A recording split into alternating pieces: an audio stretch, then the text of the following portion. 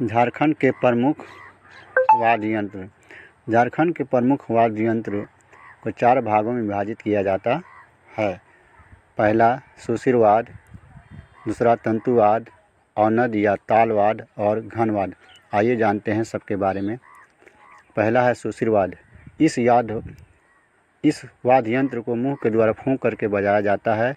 इसके अंतर्गत निम्न वाद्य यंत्र आते हैं: बांसुरी या आड़ बांसी, शहनाई या सनाई, सिंगा, मदनभरी, शंखवा, यानी फूंक कर बजाने वाले वाद्य यंत्र। तंतुवाद। इस प्रकार के वाद्य यंत्र को तार की सहायता से बजाया जाता है। इस प्रकार के वाद्य यंत्र के अंतर्गत निम्न वाद्य यंत्र आते हैं: केदरा या केदरी, एक तारा, भुआंग, टुईला, सारंगी। अगला है तालवाद।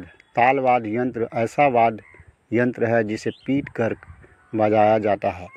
इसके अंतर्गत निम्नलिखित वाद्य यंत्र आते हैं: मांदर, ढाक, ढोल, नगाड़ा, धमसा।